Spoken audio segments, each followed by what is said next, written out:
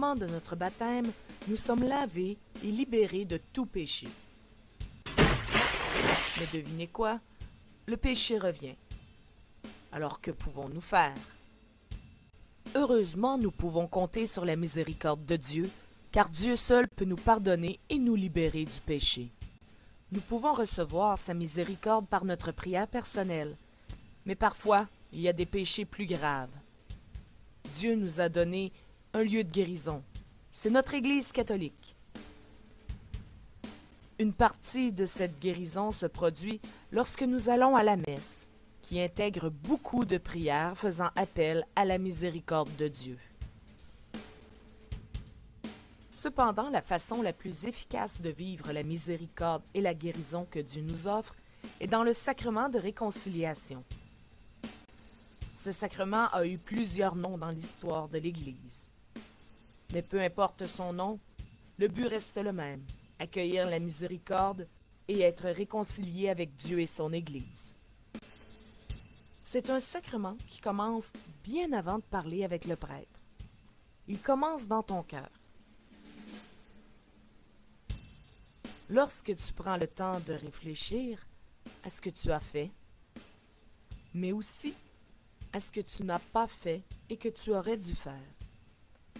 C'est l'examen de conscience. On appelle cela la contrition. Te voilà maintenant prêt à rencontrer le prêtre. C'est la confession. Il est bon de commencer par dire au prêtre à quand remonte ta dernière confession. Cela l'aide à comprendre où tu te situes dans le sacrement et à mieux te conseiller. Ensuite, tu lui dis quels sont tes péchés. N'oublie pas que c'est un moment entre toi et Dieu. Le prêtre est là pour t'aider à le vivre. Aussi, sois le plus précis possible, même si tu n'as pas besoin de raconter de longues histoires. Le prêtre va te demander de faire quelque chose pour démontrer ton regret face à Dieu. C'est ce qu'on appelle la pénitence. Cela peut être une prière ou un geste à poser. C'est maintenant ton tour à répondre à Dieu en disant un acte de contrition. Cela peut être la version formelle et officielle proposée par l'Église, mais tu peux aussi le faire dans tes propres mots.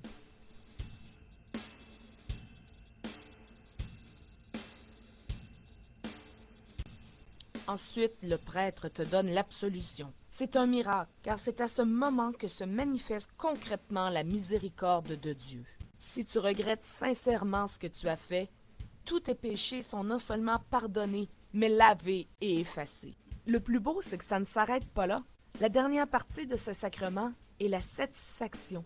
C'est lorsque, en plus d'être pardonné, tu quittes le sacrement de la réconciliation avec le désir de faire la volonté de Dieu, de faire pénitence et de vivre une vie transformée par sa grâce, une vie meilleure. Contrition, confession, satisfaction.